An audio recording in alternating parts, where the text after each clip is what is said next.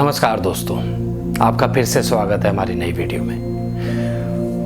दोस्तों, आज एक बहुत बड़ा क्वेश्चन है। सब लोग जो सोचते हैं अपने अपने धर्मों के बारे में, जो उठता है क्वेश्चन कि कौन सा धर्म सबसे श्रेष्ठ है, कि कौन सा धर्म सबसे बड़ा है। अब मुझसे कुछ लोगों ने सवाल किया कि लावण्य, तू अब आजकल इतना पढ़ रहा है, ये सब चीज़ें, इन सब चीज़ों का तुझे ज्ञान है, तो मेरे हिसाब से सबसे बड़ा या सबसे श्रेष्ठ कौन सा धर्म है।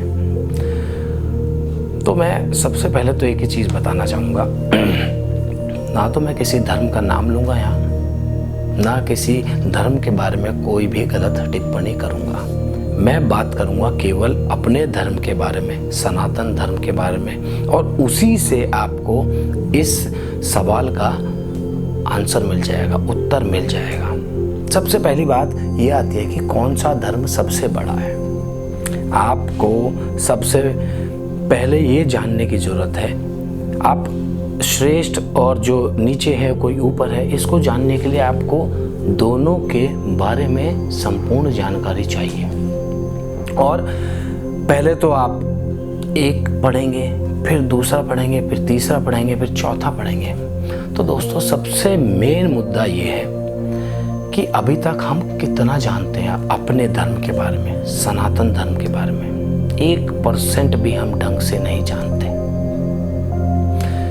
इसको जानने के लिए जानने में ही पूरा जीवन निकल जाएगा। तो सबसे पहले तो आपको ज़रूरत है कि अपना धर्म जाने, अपने धर्म को गहराई से जाने, दूसरे धर्म की तो बात ही ना करें। सबसे पहले आपको ज़रूरत है अपने धर्म को जानने की। अपने धर्म में इतनी हजारों लाखों चीज़ें हैं, आपको उसे जानने में ही आपका पूरा जीवन व्यतीत हो जाएगा। तो दूसरे धर्म तक तो जाने की बात ही नहीं है। एक ही धर्म को जान लो जिसमें आप पैदा हुए हैं, चाहे आप सनातन में पैदा हुए हैं, आप किसी और धर्म में पैदा हुए हैं। आप पहले अपने धर्म को गहराई से जान लो। मैं तो बात कर रहा हूँ अपने सनातन धर्म की यहाँ, क्योंकि अभी तक तो मैंने 1% भी नहीं जाना ढंग से। बहुत लाखों हजारों चीज़ें जो जाननी बाकी हैं, और हमारे धर्म में हर चीज़ का जवाब है, उत्तर छुपा हुआ है। तो यहाँ ये बात नहीं आती कौन सा श्रेष्ठ है, कौन सा नीचे है, कौन सा ऊपर है, ये सब बात नहीं है। आपको अपने धर्म को जानने की ज़रूरत है। अब ये बात आती है कि श्रेष्ठ और नीचे वाली बात तो है ही, ये भी बात आती है कि किसकी इज्जत करें, किसकी नहीं। भाई साहब, सबसे मेन चीज़ है, आप सबसे पहले सबसे ज़्यादा इज्जत अपने माँ बाप को दोगे। यहाँ माँ बाप से तात्पर्य क्या है? अपने धर्म को दोगे सबसे ज़्यादा सम्मान। अब बात आती है चाचा चाची की। चाचा चाची को भी आप उतनी ही इज्जत दोगे, पर आप अपने माँ बाप को नीचा दिखा के चाचा चाची को इज्जत दोगे तो उसका कोई महत्व नहीं रहता। जो इंसान अपने ही माँ बाप, अपने ही धर्म का सम्मान नहीं करेगा, वो कैसे किसी और के धर्म का सम्मान करेगा। अब बात यह आती है कि जानने की, हम अपने माँ बाप को ज़्यादा जानते हैं। ऐसा नहीं कि संपूर्ण जानते हैं, बहुत थोड़ा सा जानते हैं माँ बाप को भी, परंतु हम औरों के माँ बाप से ज़्यादा अपने माँ बाप को जानते हैं। तो सबसे पहले दोस्तों, अपने धर्म को जानने की बात है। अपने धर्म को जानो, अपने धर्म की गहराई में जाओ, अपने धर्म के सार में जाओ। हजारों लाखों सवाल हैं, सबका आंसर, सबके उत्तर हमारे धर्म के अंदर छुपे हुए हैं।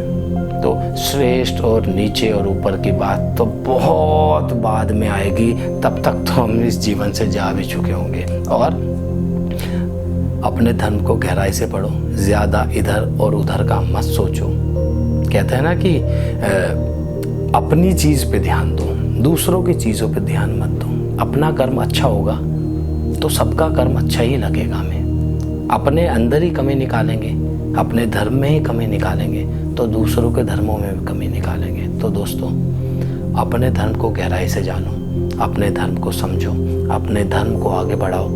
बस मैं ये नहीं कहूँगा कौन श्रेष्ठ है कौन नहीं, मेरे लिए तो मेरा धर्म श्रेष्ठ है, क्योंकि मैं उसे ही जान रहा हूँ। मुझे और धर्मों की तो ABC कुछ भी नहीं पता है। मुझे अपने धर्म का A तो पता चल गया, अभी तक Z तक जाना बाकी है मुझे।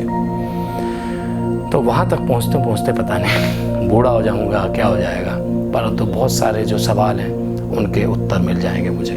तो यहाँ श्रेष्ठ मैं नहीं बता सकता, मेरे लिए मेरा धर्म श्रेष्ठ है।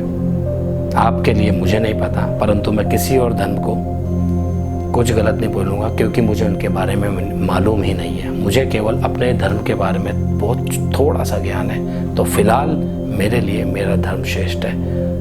मैं किसी धर्म के बारे में कोई भी टिप्पणी नहीं करूँगा। मैं केवल एक धर्म को जानता हूँ, सनातन धर्म को, जिसके बारे में मुझे थोड़ी बहुत नॉलेज है। धर्म और भी हैं, परंतु उनके सार को मैं नहीं जानता। मैं पहले अपना धर्म पढ़ूंगा, इसको पढ़ते पढ़ते मुझे बुढ़ापा आ जाएगा, उसके बाद देखेंगे क्या करना है। तो दोस्तों, आज के लिए ज्ञान की इतनी ही बात करूंगा। अब बढ़ते हैं श्लोकों के उच्चारण की ओर। तो बढ़ते हैं श्लोक नंबर 9 की ओर। करता हूं आपके सामने उच्चारण। यज्ञार्थार्थ कर्मणो अयंत्र लोकयम कर्म बंधन तदर्थम कर्म कौन्ते मुक्त संग समाचार। इसका भावार्थ ये है, श्री कृष्ण अर्जुन से कहते हैं कि यज्ञ से निर्मित किए जाने वाले कर्मों से अतिरिक्त दूसरे कर्म में लगा हुआ मनुष्य समुदाय कर्मों से बंधता है। इसलिए हे अर्जुन, तू आसक्त से रहित होकर उस यज्ञ के निर्मित ही भली भांति कर्तव्य कर्म कर। इसका सिंपल सा तात्पर्य यह है कि यज्ञ से जो निर्मित कार्य होते हैं, कर्म होते हैं, मनुष्य यदि उनसे अतिरिक्त कोई अलग कर्मों में कार्यों में लगा होता है, ऐसे मनुष्य जो ऐसे समुदाय होते हैं वो कर्मों से बंधते हैं। इसलिए अर्जुन, तू इन सब आकर्षण से, अट्रैक्शन से, आसक्ति से दूर रहकर केवल उस यज्ञ से जो निर्मित हुए कार्य हैं वही कार्य कर।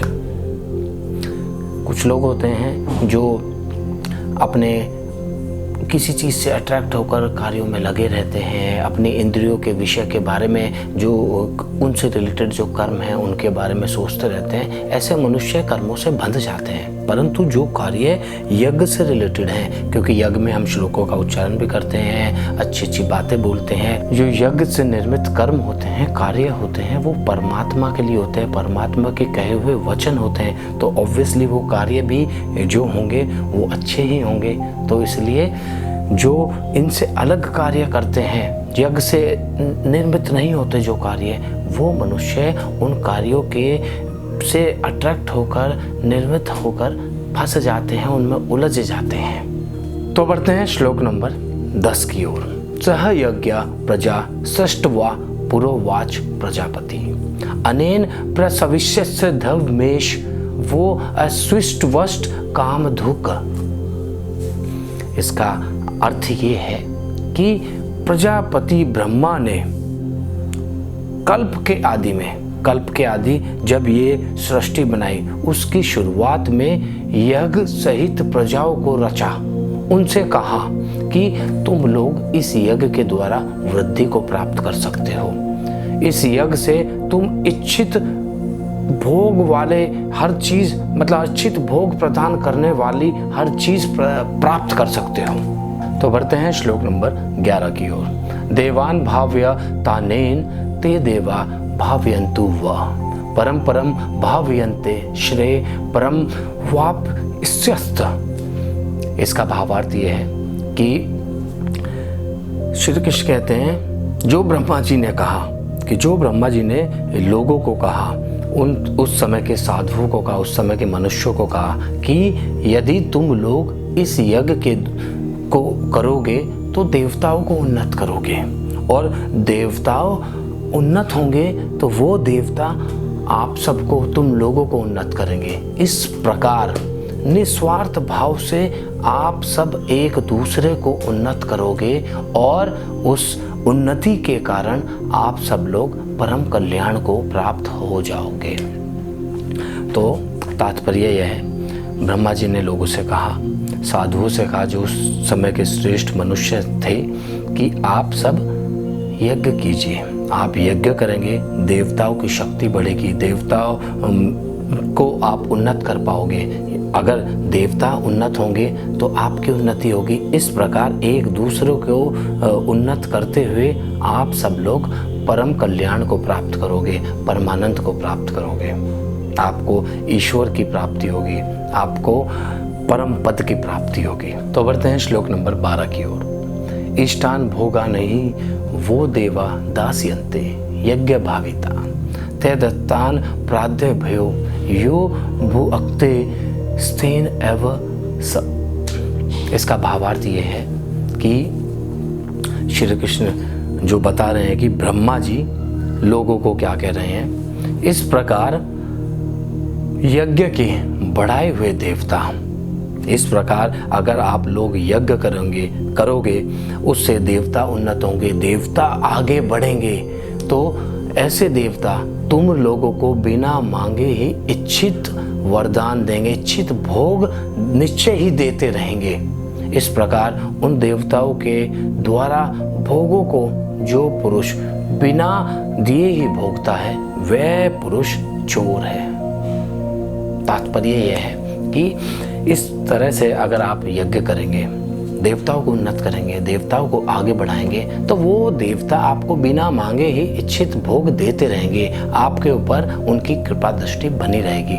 परंतु इस तरह के भोग, जैसे कि मैं आपको बता रहा हूँ कि बिना मांगे ही इच्छित भोग देते रहेंगे, परंतु कुछ मनुष्य जो देवताओं के इन भोगों को बिना किसी यज्ञ के भोगता रहेगा। अभी शुरुआत में तो यज्ञ कर दिया, फिर बाद में जब ये हुआ कि देवता तो आपको दे ही रहे हैं, कंटिन्यू आपको आपका कल्याण कर रहे हैं, आपको सारी चीज़ें दे रहे हैं, और आपने यज्ञ करना छोड़ दिया।